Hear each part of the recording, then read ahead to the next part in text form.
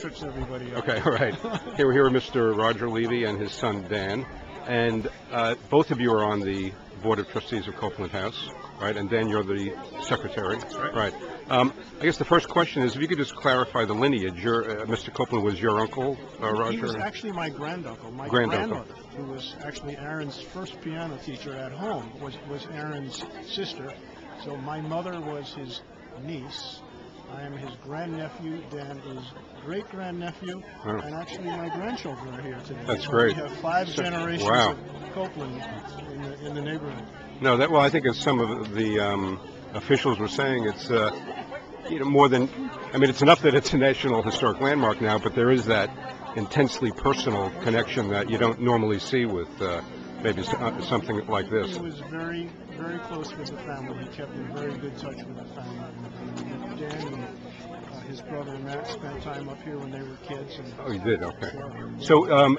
And he occupied the house from 1960 to 1990, right? Until he died. Right. So I mean, so you were here regularly. I mean, more or less, or. I think maybe once a year, something like that. Yeah. And you were in Manhattan at the time too, or? Connecticut. Oh, Connecticut. Okay. Yeah, Right. we grew up there. Right. And so, and whenever you were here, was it? It strictly was a family event. I mean, did you ever run across any other famous artists? Or? I don't recall. I think it was just a very low-key family. Have lunch, hang out.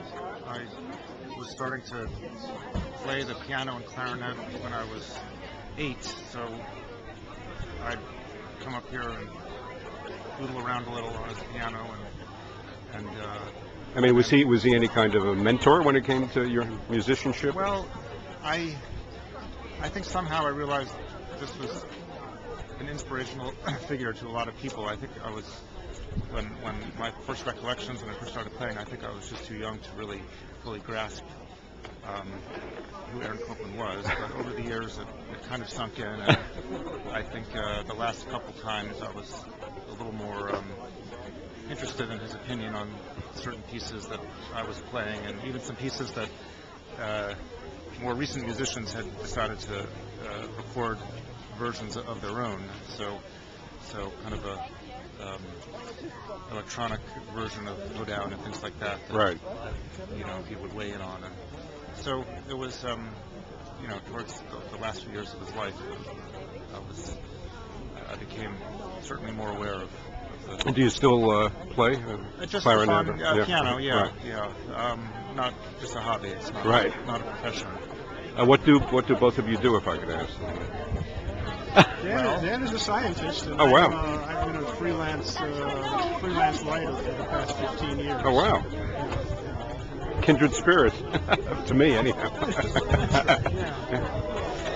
Aaron was really very close to the family. He was traveling frequently, and so he often couldn't attend family events. But we always got letters and congratulations on weddings and things like that. It meant a lot to him, and that was his nature. He was an extraordinarily unpretentious, unassuming man, considering what incredible fame and achievement he had in his lifetime. Sometimes when I was a little kid and visited him, long before he had this house, I remember one occasion in particular we visited him when he was conducting at Tanglewood. And he invited everyone back to his house at the time, which was somewhere else in the county, not here. And he got back before us, and I saw him at a big table carving turkey for everybody. And it was one of these mind bends. I couldn't imagine that was the same man who had been conducting at Tanglewood and now was carving our lunch. But that's just the way he was. And did he ever, amongst family like yourself, talk about what he was working on or anything like that? No. It was very personal when it was family, and he never really shared what he was doing professionally in that. Well, we all knew, right? But no, not what he was working on himself. That was right. That was private. And so, how does today, even though the house already was, of course, declared in the fall National Historic Landmark, I mean, how does today strike you in terms of the personal significance? Well, it's still sinking in. I was just recalling. A couple of people asked me here, well, where's Aaron Copland buried?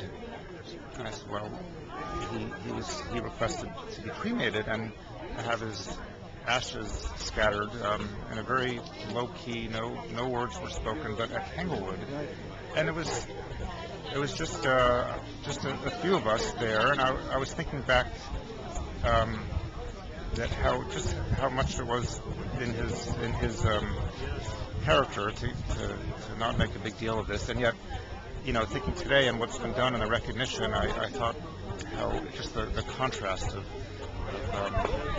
the ceremony marking his passing just was, almost the wind blew and it was done, and so, although there was a memorial service that my brother reminded me of, which was a bigger to-do.